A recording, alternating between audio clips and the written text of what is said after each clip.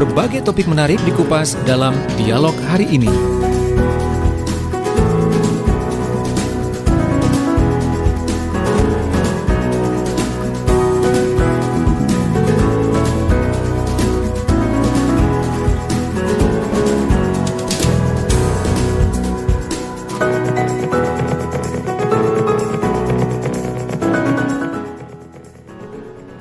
Baik, selamat pagi sahabat Suara Sidoarjo yang saat ini masih setia mendengarkan Suara Sidoarjo. Dan kali ini kita sudah tersambung juga dengan beberapa sahabat dari Dewan Pendidikan dalam dialog khusus ya.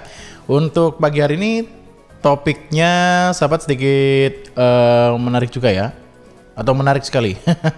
Ini kita bersama dengan sahabat-sahabat dari Dewan Pendidikan, ada Bapak Saidur Ridho dan juga Bapak Samyadi. Sahabat, kita akan bahas terkait dengan hikmah pandemi COVID-19 bagi pendidikan di Indonesia. Kalau menurut saya sebenarnya hikmahnya banyak sekali ya yang bisa kita ambil. Selain yang kalau pertama ini mungkin antara orang tua dan anak juga kolaborasinya lebih besar karena ada pembelajaran daring dan lain-lain.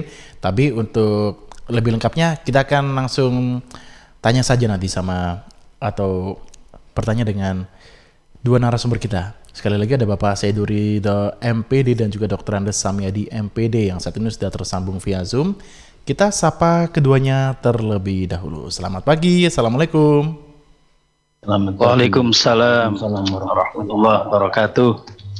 Baik. Oke, suara saya bisa ditangkap Pak? Sangat jernih Pak, sangat jernih Alhamdulillah. Iya.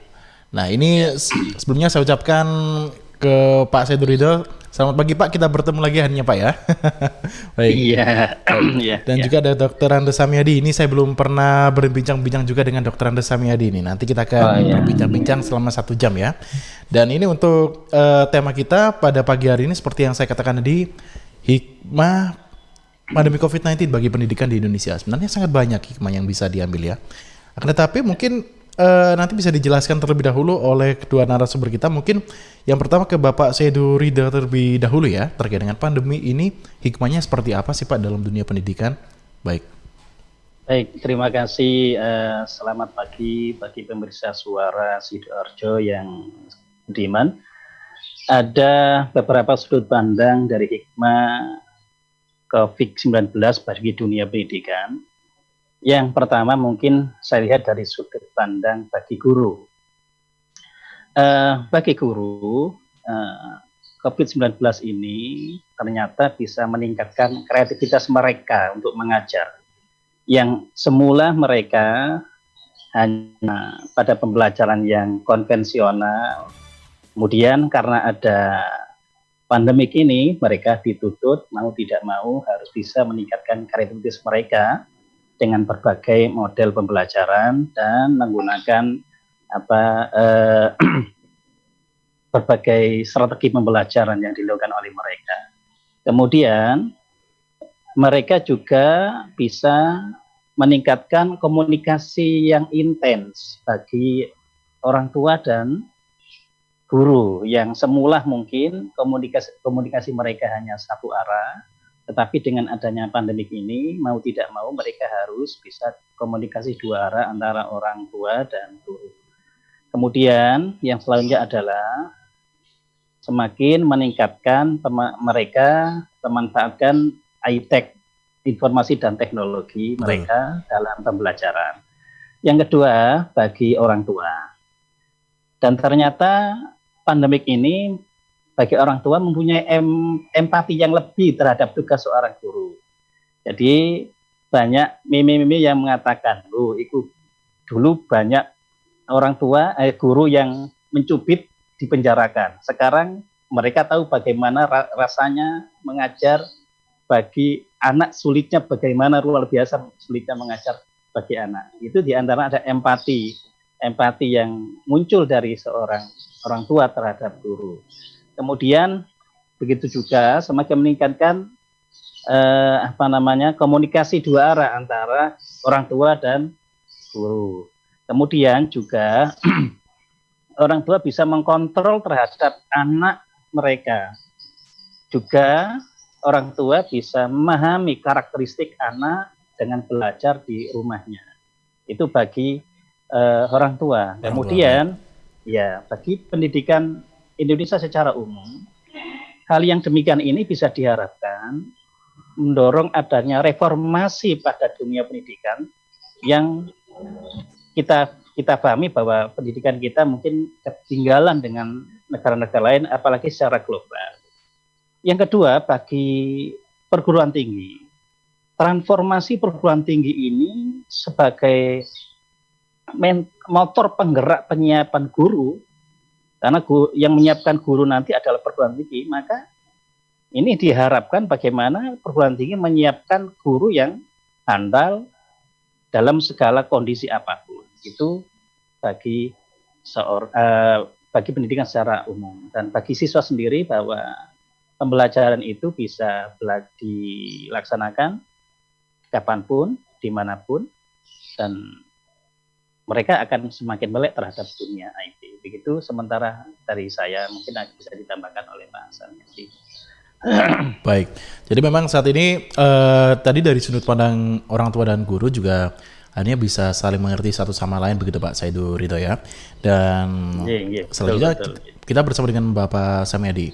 Ini seperti apa Pak kalau menurut Bapak sendiri terkait dengan hikmah yang bisa kita ambil dalam pandemi COVID-19 untuk dunia pendidikan? Baik. Assalamualaikum warahmatullahi wabarakatuh. Waalaikumsalam warahmatullahi wabarakatuh. Kita dengan topik pagi ini, kalau kita bicara secara kronologis, Indonesia ini berdiri atau didirikan adalah diantaranya satu, untuk mencerdaskan kehidupan bangsa. Ini di antara 4 tujuan didikan Indonesia Merdeka itu, satu diantaranya adalah untuk mencerdaskan kehidupan bangsa. Nah, bangsa yang cerdas ini penting berkaitan dalam rangka untuk meningkatkan SDM, sumber daya manusia Indonesia. Kalau bangsa ini cerdas, pinter, maka akan bisa berkompetisi, bersaing dengan negara-negara yang ada di dunia ini. Nah, diantaranya yang dilakukan oleh negara kita adalah menyelenggarakan pendidikan. Pendidikan di dalamnya di situ adalah pembelajaran. Nah, karena suasana hari ini sampai saat ini masih pandemi COVID-19 belum ending, maka pendidikan ini terus berjalan. Termasuk esensinya di dalamnya adalah pendidikan itu adalah belajar. Nah, belajar anak-anak hari ini tidak mungkin dilaksanakan di sekolah.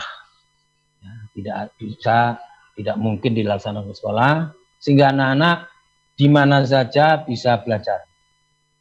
Karena hari ini sekolah belum bisa dilaksanakan. Betul. Sehingga anak-anak tetap belajar walaupun di mana saja. Ya, di mana saja, di rumah, ya di dalam rumah, di teras atau di kamar, di mana saja. Ini tetap esensi pendidikannya harus jalan, pembelajarannya tetap jalan. Yang berikutnya, kalau kita kembali kepada pendidikan yang pertama dan utama, itu tadi sebenarnya sudah disinggung oleh Pak Said, ya. Pendidikan di keluarga ini adalah pendidikan yang pertama dan utama. Al-Ummu Madrasatul Ula. Tadi ibu, ini kalau secara sempit, ummu diartikan ibu. Ibu itu adalah sebagai madrasah. Madrasah itu adalah pendidikan yang pertama dan utama adalah ibu. Kalau diluaskan lagi, berarti pendidikan itu di keluarga. Betul. Adalah tempat belajar yang terbaik untuk saat ini. Ya, untuk saat ini adalah tempat belajar yang terbaik karena belum diizinkan ya untuk masuk sekolah. Jadi di keluarga itulah yang pertama dan utama anak-anak untuk menerima pelajaran. Yang selama ini barangkali Bapak Ibu pada sibuk ya sekolah, anak-anak ya sudah pokoknya disekolahkan. Yang terkadang orang tua sibuk memang di rumah nggak sempat untuk mendampingi anak-anak. Dengan adanya pandemi COVID-19 ini, sehingga orang tua rata-rata intens untuk mendampingi anak-anaknya belajar di rumah, ya, belajar di rumah. Nah, sehingga nyambung ya, antara siswa, guru, dan orang tua. Yang ketiga, ya dampak positifnya daripada eh, pandemi ini, dengan adanya pandemi corona sekarang ini, maka pembelajaran yang berbasis digitalisasi ini meningkat. Oh, baik, betul, Pak. mendorong kita untuk gerak cepat. Misal pembelajaran lewat daring dan lain sebagainya. Itu kalau dulu tidak ada corona, ya pembelajarannya biasa. Hari ini cepat pembelajaran menggunakan berbasis digital. Yang keempat, ya ini statementnya Bapak Menteri itu dulu ada istilah merdeka belajar. Nah, hari ini anak-anak betul-betul merdeka. Bisa belajar di mana saja, walaupun tanpa pakai seragam. Biasanya sekolah itu harus pakai seragam ini. Hari ini merdeka, belajar di mana saja, kapan saja, jam berapa saja, ya. Dan gurunya pun juga begitu, juga merdeka. Jadi ngajarnya juga bebas, ya. Dari rumah pun juga tidak perlu pakai seragam. Ya. Selama ini belajar pakai seragam dan sebagainya, termasuk sumber belajar. Kalau dulu sumber belajar itu ya paling guru, terus ditambah buku paket, ditambah LKS. Tapi sekarang murid-murid bisa akses ya beberapa akses untuk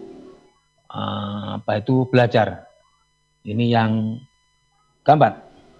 Berikutnya, di samping itu dengan adanya pandemi ini, praktek pendidikan yang berkaitan dengan kebersihan ini betul-betul diterapkan, sehingga harus cuci tangan, harus pakai masker.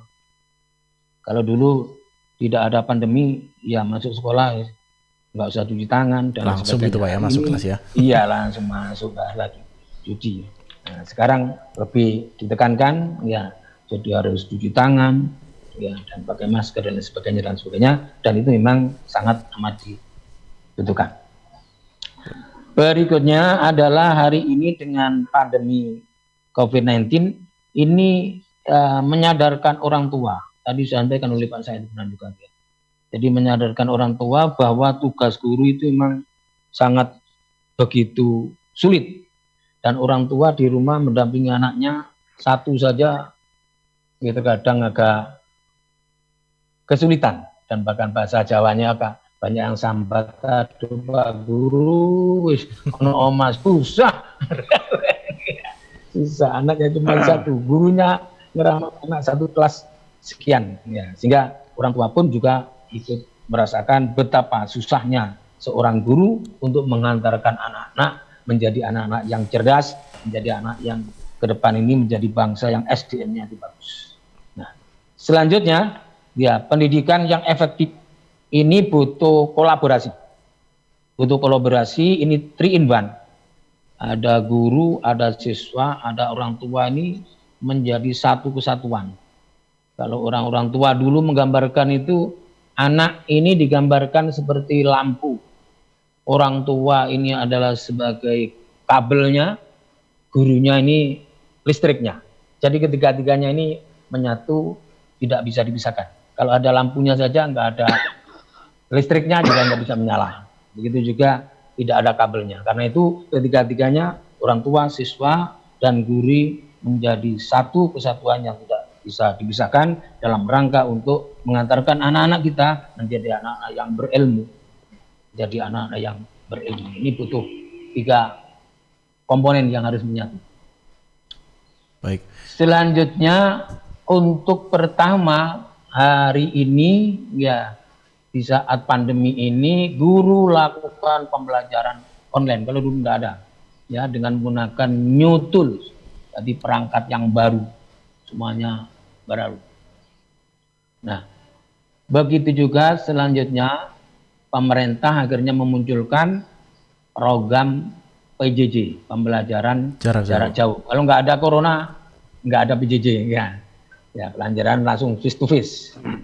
Tapi sekalipun demikian, ya semuanya ini yang kita bicarakan ini memang yang positif, hikmah itu yang positif. Sekalipun ya kenyataan tidak semuanya bisa dipecahkan dengan PJJ, sehingga akhirnya juga muncul pembelajaran pendampingan, ya pendampingan gurunya harus door to door ke rumahnya anak-anak untuk mendampingi apa gitu kan, permasalahan-permasalahan yang tidak bisa dipecahkan di saat anak-anak membaca. Saya kira sementara itu nanti bisa disambung lagi, kita beri kesempatan kepada yang lain, mungkin ada tanggapan dan sebagainya. Terima kasih, monggo dilanjut. Baik, jadi memang dalam beberapa pesan yang tadi disampaikan oleh dua narasumber kita ini yang saya tangkap, ini sementara adalah inovasi yang semakin hari memang semakin meningkat ya. Kemudian juga ada ikatan antara guru, kemudian wali murid, dan juga siswa, ini bisa semakin erat tadi diibaratkan seperti lampu mungkin ya, yang sedikit menarik. Dan ini ternyata sahabat memang mau tidak mau kita juga harus mengikuti zaman ya, bukan hanya karena pandemi. Kalau menurut saya, memang semua SDM juga harus mengikuti perkembangan teknologi ini, mau tidak mau untuk kedepannya seperti apa. Dan sahabat nanti juga bisa bertanya lewat WhatsApp yang ada di 0821 3264 109 atau yang saat ini sedang menyimak lewat siaran live visual broadcast di channel YouTube Suara Sidoarjo Live. Nanti bisa bertanya juga ya. Untuk Anda sahabat Suara Sidoarjo, ada beberapa pesan yang akan hadir terlebih dahulu. Sidoarjo hebat, hey! Sidoarjo, yuk podo semangat. Kita sambut pilkada serentak. Ayo, ajak sanak saudara memberikan suara untuk masa depan Sidoarjo. Ojo lali hari Rabu 9 Desember 2020. Rame-rame ke TPS kita nyoblos. Yuk warga Sidoarjo, pakai hak pilih kita untuk milih bupati dan wakilnya. Sukseskan pilgub langsung, umum bebas rahasia, jujur adil serta bermartabat. Yuk warga Sidoarjo, pakai hak pilih kita untuk milih bupati dan wakilnya. Sukseskan pilgub langsung, umum bebas rahasia, jujur adil serta bermartabat. Pilgub bermartabat, Sidoarjo hebat. Pilgub bermartabat, Sidoarjo hebat. Hey! Sukseskan pilgub Sidoarjo 2020.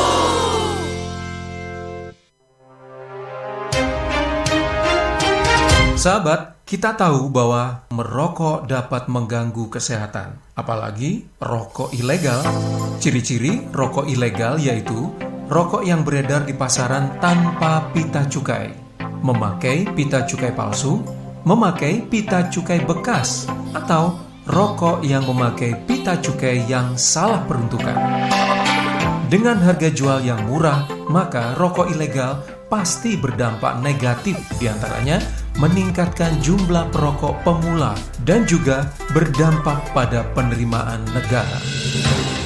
Mari bersama-sama memberantas rokok ilegal. Iklan layanan masyarakat ini dipersembahkan oleh Bea Cukai Sidoarjo. Setiap hari paparan debu, kotoran, polusi, atau hal lain yang negatif membawa efek untuk kita. Akibatnya, mata, telinga, bahkan hidung menjadi bermasalah. Seperti gangguan pada mata, sinus pada hidung, atau masalah dengan telinga. Jangan biarkan gangguan pada mata, telinga, dan hidung menjadi penghambat aktivitas, bahkan mengganggu produktivitas. Karena sekarang ada solusi sehat cara herbal dari Cahaya Permata. Diformulasikan langsung oleh dua tabib Indonesia dan Malaysia. Sudah lulus uji Kementerian Kesehatan dan bersertifikat halal. Produk herbal Cahaya Permata teruji dan terbukti mengatasi masalah mata minus plus, katarak, mata berlemak, sinus, dan gangguan telinga. Buktikan sendiri. Cahaya Permata Malindo juga menawarkan pemeriksaan mata, cek sinus, dan gurah hidung, dan pengobatan telinga secara gratis. Hubungi tabib di 0877 3199 3999. Sekali lagi di 0877 3199 3999.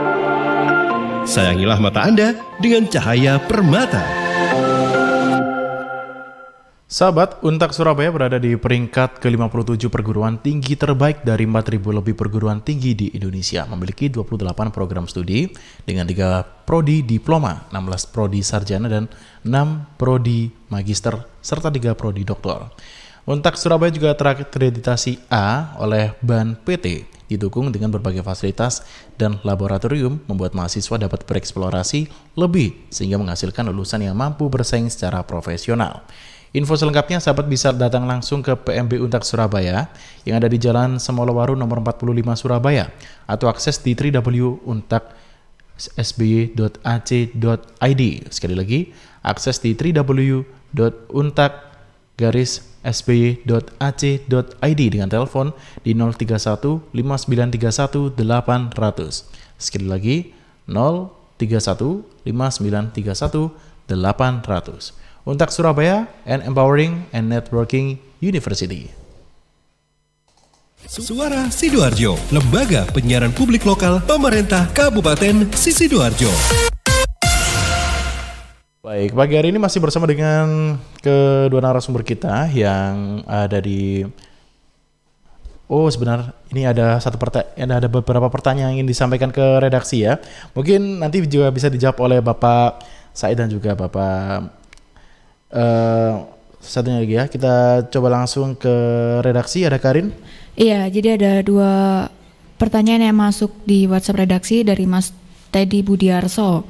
Kemarin saya sempat mengobrol bersama adik teman saya. Dia menceritakan jika belajar melalui aplikasi Zoom, Google Classroom, dan juga e-learning ini membuatnya bingung. Karena terkadang penyampaian yang diberikan juga sangat sulit diterima atau dicerna. Tetapi ia juga bercerita jika nanti tiba-tiba sekolah kembali dibuka lagi, ia takut jika harus kembali beradaptasi seperti seorang anak yang baru pertama kali masuk ke sekolah, karena kehidupan dengan adanya pandemi selama hampir 6 bulan ini cukup mempengaruhi dunia pendidikan juga. Yang kedua dari Mbak Aurelia Putri. Saya sempat mendengar kabar mengenai seorang guru yang ada di sebuah kecamatan mengumpulkan murid-muridnya untuk mengikuti proses belajar mengajar di kuburan. Untuk terkait Merdeka Belajar, memang benar siswa bisa belajar di mana saja, tapi yang saya bingungkan, apa kuburan merupakan sebuah tempat yang baik jika ingin melakukan proses belajar mengajar. Memang meskipun tidak ada masalah bagi murid, guru, dan juga orang tua sendiri, tapi kan kita tidak tahu untuk efek kedepannya itu seperti apa. Baik, jadi yang pertama tadi ini mungkin sharing pengalaman ya Pak ya. Oh, yang kedua maksudnya yang sharing pengalaman ini mungkin melihat dari informasi yang ada di media sosial terkait dengan bebas merdeka atau Merdeka Belajar. Ini ada yang sampai datang ke makam juga ini. Kemudian yang pertama tadi ini mungkin bingung jika nanti anaknya ini saat bersekolah langsung, jika pelajaran sudah dibuka, nanti akan kesulitan untuk beradaptasi lagi. Ini mungkin ke Pak Said terlebih dahulu ya Pak Said itu. Nanti juga kita berikan kesempatan dengan Pak Samyadi juga untuk menjawab. Ke Pak Said terlebih dahulu Pak. Baik, terima kasih. Oke, bisa didengar ya Mas Billy? Alhamdulillah lancar. Halo? Pak. Baik. Oh iya. Begini, saya mencoba untuk menanggapi pertanyaan yang nomor 2 berkaitan tentang anggapan Merdeka Belajar. Kemudian ada guru yang mengajak mereka untuk belajar di makam, ya. Sekarang secara umum tidak masalah, tetapi mungkin kita lihat dari konteksnya. Bisa saja belajar di makam, mungkin pada materi tertentu atau bahasan tertentu, misalkan berkaitan tentang akidah akhlak atau apa yang berkaitan tentang kematian atau apa. Itu secara langsung bisa saja sih, secara belajar tekstual juga belajar kontekstual yang ada di situ, sehingga mereka bisa tahu bagaimana nanti akhir hayat kita, bagaimana nanti bahwa sebenarnya kita juga pada kematian, gitu. Bisa saja, tapi tidak semua materi atau mata pelajaran yang bisa kemudian guru belajar di kuburan. Nanti lihat materinya apa, terus mata pelajarannya apa, begitu. Kemudian yang berkaitan tadi tentang kekhawatiran orang tua terhadap kesulitan anak mungkin beradaptasi di lingkungan sekolahnya ketika pembelajaran tatap muka juga. ya hal itu ya wajar-wajar saja dikhawatirkan orang tua. Tetapi saya yakin bahwa guru dan warga sekolah juga akan mengantisipasi beberapa hal yang mungkin bagaimana nanti anak-anak tidak kesulitan, tidak kaget, tidak kesulitan dalam menghadapi atau anak-anak beradaptasi di lingkungan sekolahnya ketika nanti anak-anak sudah belajar tatap muka secara langsung. Mungkin banyak hal yang mungkin akan dilakukan oleh guru yang dilakukan untuk mempersiapkan anak-anak dalam menghadapi belajar tatap muka langsung nanti. Begitu tambahan dari saya, mungkin nanti ditambah oleh Pak Samyadi. Mohon maaf. Baik, jadi memang tetap ada sedikit kurang fit Pak ya. Baik. Ini memang yang saya tangkap juga tetap harus ada beberapa batasan dan tentunya juga ada mungkin ada tema tertentu yang dimasukkan oleh si guru tadi ya Pak ya. Baik. Iya. Kemudian ke Pak Samit mungkin untuk tanggapannya mungkin nanti juga bisa sekaligus dijawab pertanyaan yang pertama ya. Ini siswanya takut kesulitan untuk beradaptasi nih nanti kalau sudah misalkan masuk sekolah baru. Karena saat ini mungkin masih dalam proses daring atau pelajaran jarak jauh tadi ya. Dan ini juga kalau saya pikirkan memang perlu untuk siswa ini berinteraksi satu sama lain secara langsung juga sebenarnya. Mungkin ke Pak Samedi, Pak. Oke, saya lanjut untuk menanggapi nomor 1. Ya memang itu tadi disampaikan kekhawatiran orang tua, keluarga, susah anaknya ketika masuk sekolah secara face-to-face. Ya, memang nggak bisa dipungkiri, manusia itu memang terlahir sebagai makhluk sosial. Jadi butuh untuk berkomunikasi, interaksi dengan yang lain. Interaksi itu kalau dipelajari di ilmu sosiologi ada interaksi individu dengan individu, individu dengan kelompok, kelompok dengan kelompok. Nah, ya agak wajar lah karena sudah hampir 6 bulan anak-anak itu harus belajar di rumah ya. Sehingga nanti ketika masuk memang tetap anak-anak harus membangun mental yang positif. Yang positif, kita sebagai manusia, sebagai makhluk sosial memang tidak bisa lepas harus interaksi kepada yang lain. Karena sudah 6 bulan kayak ya saya kira nggak sampai lupa lah dengan temannya. Jadi nanti kalau terjadi seperti itu ya apa yang disampaikan Pak Said tadi nanti gurunya pun juga akan membantu mengkomunikasikan karena memang kondisi jadi anak-anak harus dibangun dengan mental yang positif. Jadi positif thinkingnya ini harus jalan dengan temannya, dengan gurunya, dengan orang tuanya, gitu. Itu yang nomor 1. Jadi tidak usah takut, ya, tidak usah susah. Bagaimana nanti ketika masuk langsung pembelajaran face to face. Mudah-mudahan nanti segera bisa masuk sekolah seperti yang semula sebelum ada pandemi COVID. Yang berikutnya kedua berkaitan dengan belajar di kuburan. Ini tadi memang agak nyambung dengan merdeka belajar tadi, bisa di mana, kapan saja, seragamnya juga begitu.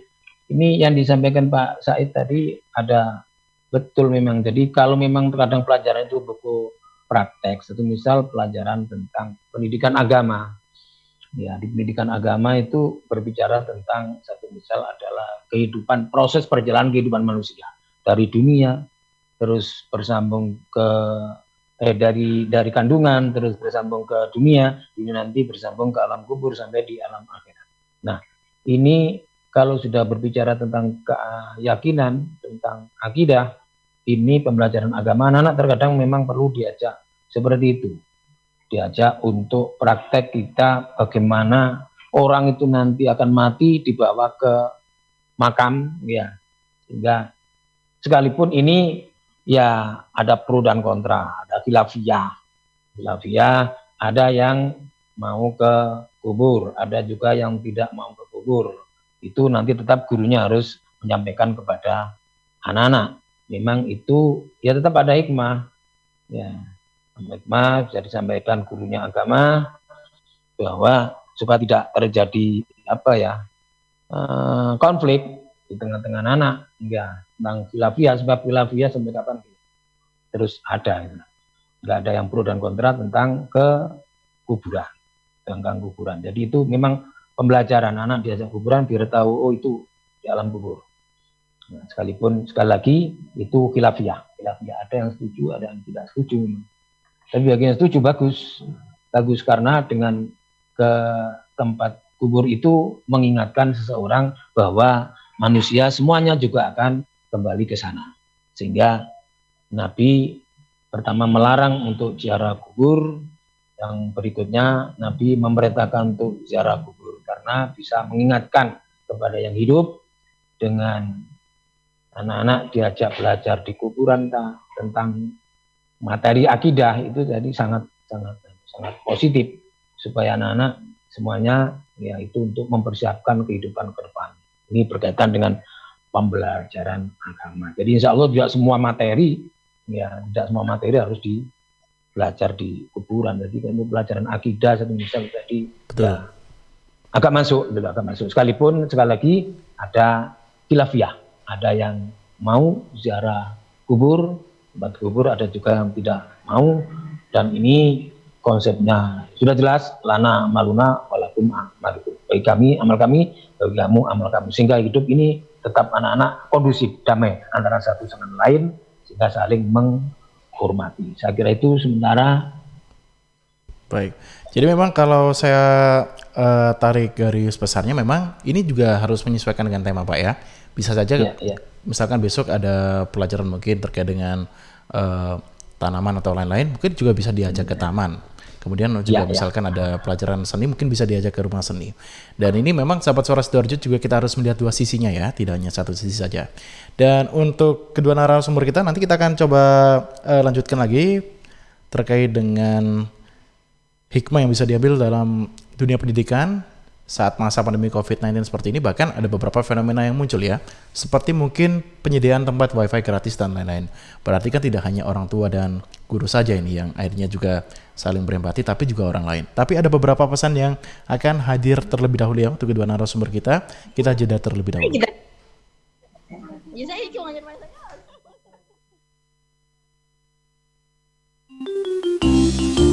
Tisu, masker, hand sanitizer, apalagi ya? Situ mau kerja atau mau camping sih? Kayak mau naik gunung aja. Hello, selama ini kemana aja? Ini yang perlu disiapin buat adaptasi kebiasaan baru alias new normal. Sekarang ini kita kudu dan harus terbiasa dengan kebiasaan hidup sehat, bersih, sesuai protokol kesehatan. Saat ini kita dalam perubahan pola hidup dalam situasi pandemi COVID-19. Jadi kita perlu melaksanakan adaptasi kebiasaan baru atau protokol kesehatan dalam kegiatan sehari-hari. Jangan lupa pakai masker, tetap jaga jarak, sering cuci tangan pakai sabun dengan air mengalir. Sediakan hand sanitizer kemana-mana. Kalau flu, di rumah saja. Nggak perlu bersalaman, say hello saja. Kalau nyampe di rumah, langsung mandi. Gunakan uang elektronik. Kalau naik kendaraan umum, jaga jarak. Balita atau lansia, di rumah saja. Ayo menuju new normal dengan melaksanakan protokol kesehatan dan menerapkan adaptasi kebiasaan baru. Hei, udah jam berapa nih? Kebiasaan telat juga masuk new normal ya? Ada yang kurang satu, uang sakunya belum. Iklan layanan masyarakat ini persembahan Dinas Kesehatan Kabupaten Sidoarjo. Para pendengar, pemerintah mengingatkan kepada peserta Jaminan Kesehatan Nasional Kartu Indonesia Sehat (JKN-KIS) untuk memastikan status kepesertaannya tetap aktif dengan rutin membayar iuran. Per 1 Juli 2020, iuran peserta mandiri JKN-KIS telah disesuaikan. Untuk kelas 1, Rp150.000 per orang per bulan, kelas 2 Rp100.000, dan kelas 3 Rp42.000. Untuk kelas 3, pemerintah memberikan bantuan iuran sebesar Rp16.500 per orang per bulan, sehingga peserta hanya membayar Rp25.500. Nah, pastikan pembayaran iuran dilakukan sebelum tanggal 10 setiap bulan. Untuk kemudahan pembayaran iuran, manfaatkan layanan autodebit dengan bank atau lembaga fintech dan e-commerce yang bekerja sama dengan BPJS Kesehatan. Dengan rutin membayar iuran, selain melindungi Anda dan keluarga dari risiko sakit, Anda juga berpartisipasi dalam gotong royong membantu orang lain. Dengan gotong royong, semua tertolong. Nah, sahabat, untuk Anda informasi ya, air adalah 2/3 dari komponen penyusun tubuh kita. Pilihlah air yang bukan hanya untuk melepas dahaga, tetapi juga punya nilai lebih. Untuk sehari-hari pilihlah air mineral Santri ya, produksi Kepontren Sidogiri Pasuruan. Air mineral Santri tidak hanya menyehatkan tetapi juga ikut mengembangkan perekonomian umat. Air mineral Santri bisa didapatkan dalam kemasan 120 ml, 240 ml, 330 ml, 600 ml, 1500 ml, dan juga galon. Info lengkap dan pemesanan bisa hubungi Ustadz Muhammad Segar, CV Lantabur Sidoarjo dengan telepon 0821 3404 0289. Sekali lagi 0821 3404 0289. Distributor air mineral Santri untuk wilayah Sidoarjo ini ada di Jalan Sawo, RT 3 RW 1 Plumbungan, Sukodono, Sidoarjo. Air minum, pilihlah Santri. News, Talk, and Music Hits. Suara Sidoarjo. Your multi-platform radio. Warga Sidoarjo dan sekitarnya, karena merebaknya wabah virus corona, pemerintah menghimbau untuk menghindari kerumunan dan kegiatan di luar rumah. Untuk itu warga Sidoarjo dan sekitarnya yang akan melakukan pembayaran pajak kendaraan bermotor bisa lewat layanan online. Anda bisa memanfaatkan fasilitas pembayaran online di e-Samsat, Link Aja, PPOB Indomaret, Alfamart, Tokopedia, dan juga Gria Bayar BTR.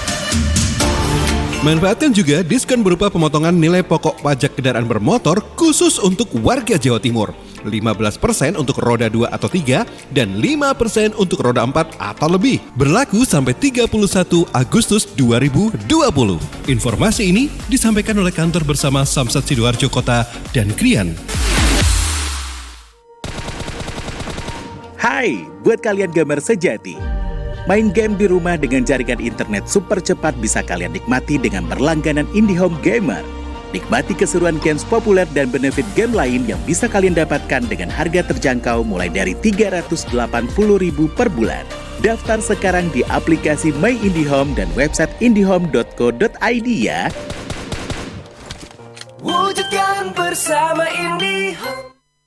Sahabat, untuk Anda yang punya masalah dengan mata seperti mata minus plus mata berlemak, kemudian masalah sinus dan telinga, Anda jangan bingung. Karena ada produk cahaya permata Malindo yang diformulasikan oleh 2 orang tabib dari Malaysia dan Indonesia.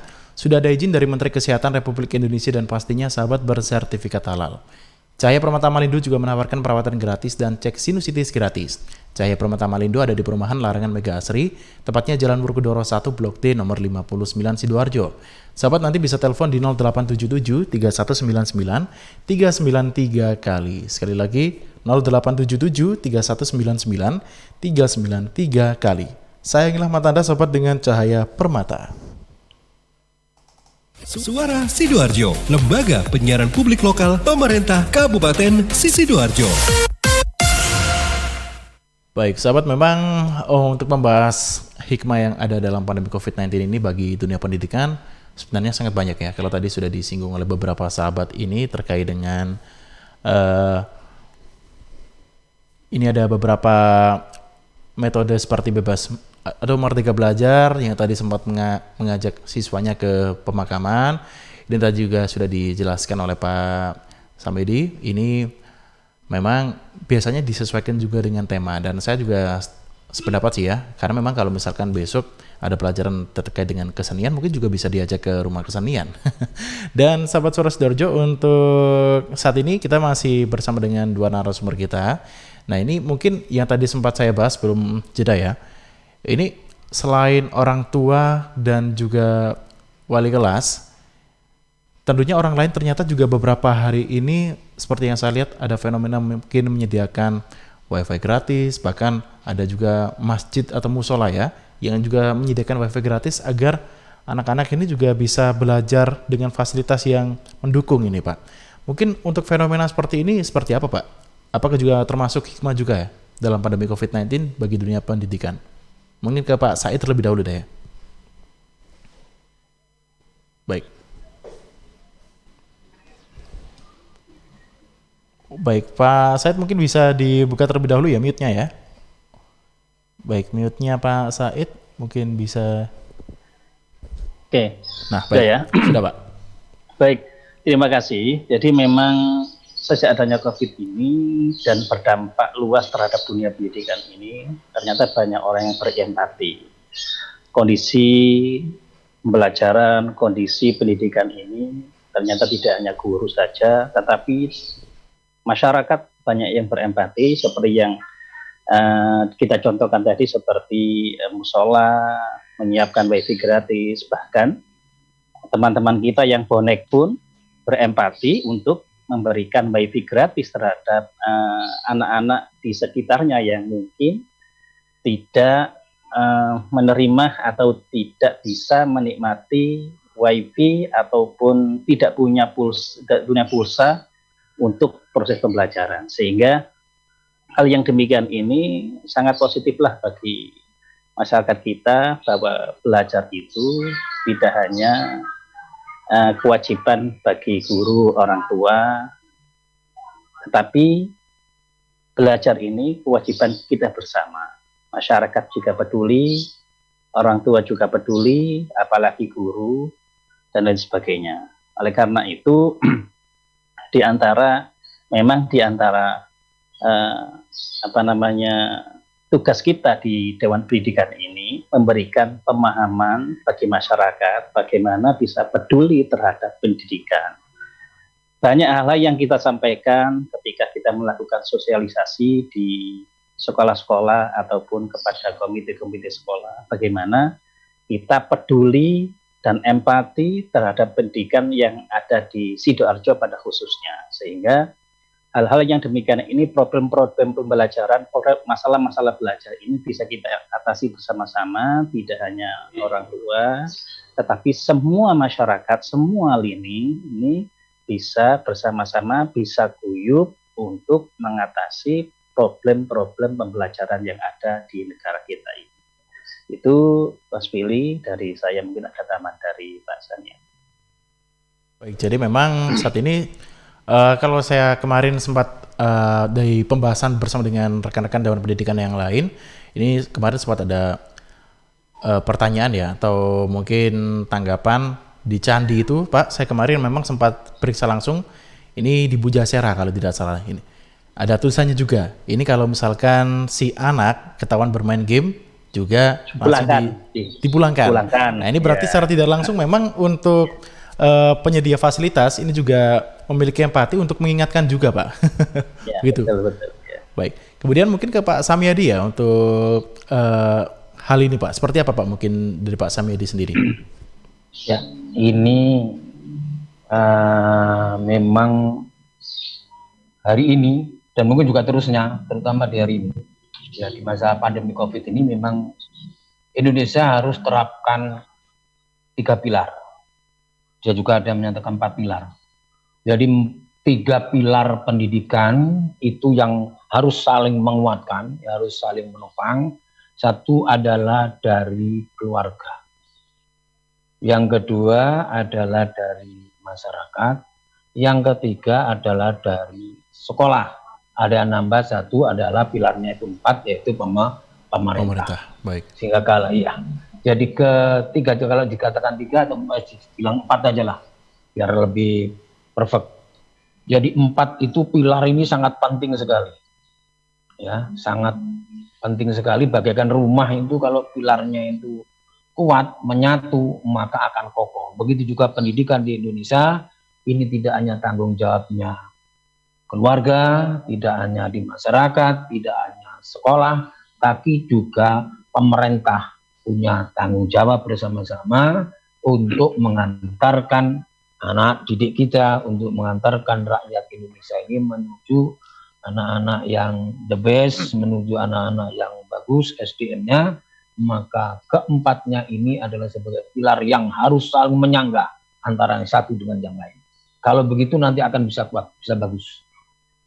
Sehingga tidak bisa dipisahkan. Orang tua juga punya tanggung jawab, masyarakat tadi yang dicontohkan itu di musola, di warung ada menyediakan wifi secara gratis. Itu sebagai bukti bahwa di tengah-tengah masyarakat juga punya peduli terhadap kondisi pendidikan yang hari ini memang anak-anak dalam proses belajar mengajar sangat membutuhkan wifi tadi.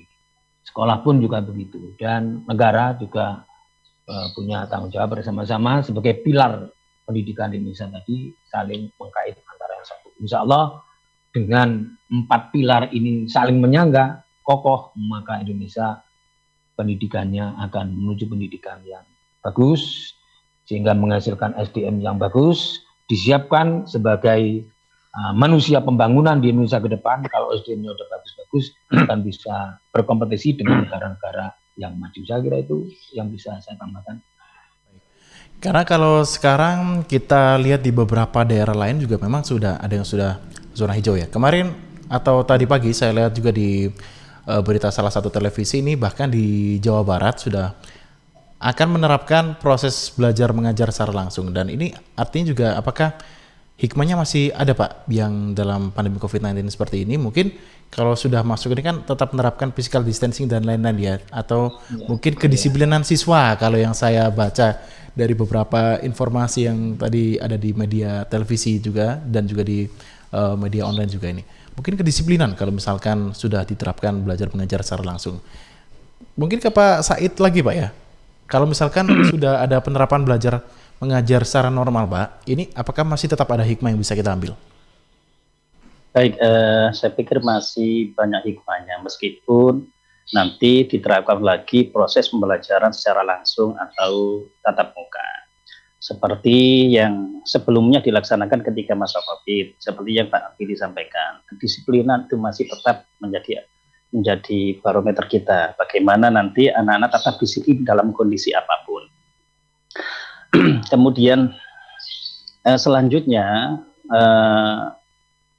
proses pembelajaran bagi guru yang saya katakan tadi, kreativitas, kemudian inovasi tidak berhenti ketika masa pandemik selesai, tetapi kapanpun itu guru harus tetap berinovasi agar proses pembelajaran itu lebih tetap berkualitas. Kemudian juga yang saya sampaikan tadi juga bahwa komunikasi itu terus terjalin antara orang tua, antara siswa, antara guru, meskipun nanti proses pembelajaran dilaksanakan secara tatap muka. Ini yang terpenting dalam tadi yang saya katakan, dalam pandemik yang sudah dilaksanakan harus tetap dijalankan ketika mungkin pada kondisi zona hijau, ataupun mereka bisa belajar secara tatap muka. Tetap dipertahankan, hal-hal yang positif itu dipertahankan. Kata orang NU itu, al-muhafadzatu ala qadimi sholih wal ahdu bil jadi fil asla. Itu katanya. Nanti dijelaskan oleh Pak Samyadi. Baik, itu dari tambahan dari saya, Pak Billy, mungkin nanti ditambahkan lagi oleh Pak Samyadi. Kemudian ke Pak Samyadi mungkin Pak, seperti yang tadi disampaikan oleh Pak Said ya, ini memang tetap ada untuk hikmah yang bisa kita ambil dalam pandemi COVID-19, khususnya untuk dunia pendidikan. Yang paling saya pegang mungkin ini terkait dengan merdeka belajarnya juga ya, karena kalau menurut saya pas juga ini. Bisa dilaksanakan kapanpun, dimanapun, tapi untuk yang proses belajar mengajar secara jarak jauh, akan tetapi mungkin kalau sudah masuk sekolah seperti biasanya, mungkin nanti juga akan ada beberapa peraturan baru dan mungkin akan ada hikmah-hikmah baru mungkin ya. Ini seperti apa Pak? Ya, untuk yang disampaikan Mas Billy tadi berkaitan dengan anak-anak di daerah yang lain sudah ada yang pembelajaran secara langsung, secara face to face.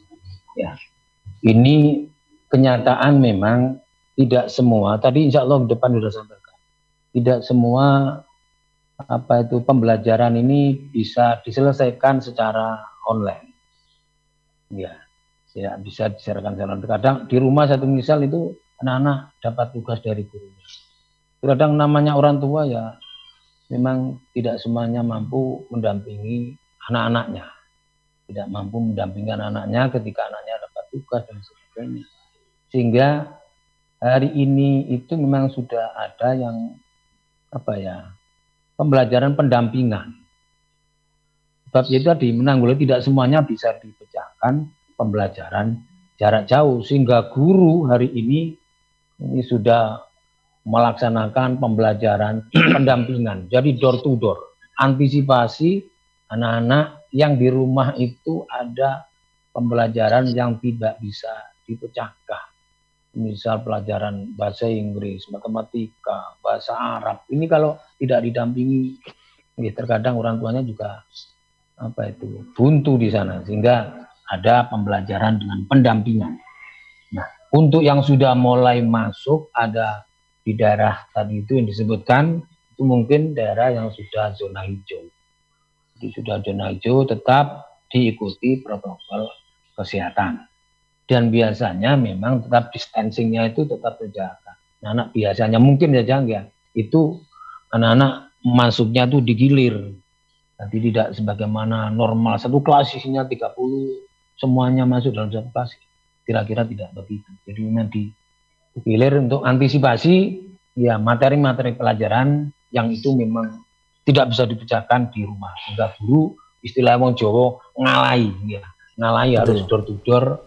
Ya, ngalai door to door karena kita guru adalah apa? Sebagai pelayan masyarakat. Sebagai pelayan masyarakat itu adalah user daripada lembaga kita. Apapun juga kita sebagai pelayan, sebagai apa sama saya gambarkan seperti warung kita itu. Karena kita itu warung, maka ya kita harus melayani para pembeli, para pengguna di warung kita dengan baik. Saya kira itu mudah-mudahan ya pandemi COVID-19 segera berlalu ya berlalu sehingga pembelajaran bisa normal seperti sebelum bulan Maret ya, bulan Maret pertengahan Maret gitu Pak. Ya, pertengahan Maret itu sudah belajar di rumah anak-anak. Cukup jenuh memang. Gurunya pun juga di rumah itu juga cukup jenuh juga gitu. Jenuh tidak ketemu dengan anak-anak. Anak-anak juga begitu, tidak bisa ketemu gurunya. Jadi mudah-mudahan kita hanya bisa berusaha dan berdoa mudah-mudahan COVID-19 segera ending dan normal kembali aktivitas di segala lini. Baik. Dan ini mungkin hampir mendekati akhir ya untuk perbincangan kita. Mungkin seperti biasa ada beberapa pesan Pak mungkin yang disampaikan untuk sahabat Suara Sidoarjo yang saat ini sedang mendengarkan dari Dewan Pendidikan. Ke Pak Samayadi lagi Pak mungkin Pak. Nanti ke Pak Said juga. Di pembelajaran pada saat COVID-19 ini ya tetap sekalipun kondisinya seperti ini, jadi pendidikan pembelajaran anak-anak harus tetap jalan, ya harus tetap jalan, sekalipun tidak harus di sekolah. Yang kedua adalah sekali lagi orang tua, keluarga ini adalah penting ya sebagai tempat pembelajarannya anak-anak. Yang pertama dan utama di saat ini sangat efektif pembelajaran di rumah. Yang ketiga ini dengan pandemi COVID-19 ini pembelajaran yang berbasis digital ini sangat meningkat. Jadi semuanya berubah, orang tua, anak-anak, gurunya pun juga begitu. Yang keempat, merdeka belajar anak-anak ini terbukti anak-anak bisa belajar di mana dan kapan saja berada, tidak dibatasi oleh waktu biasanya jam 7 sampai jam sekian nanti. Dengan ini merdeka sampai kapan? 24 jam anak-anak mengerjakan tugas dari gurunya. Saya kira itu yang dia sampaikan, nanti ditambah oleh Pak Said. Monggo. Ya, baik. Selanjutnya ke Pak Said, Pak.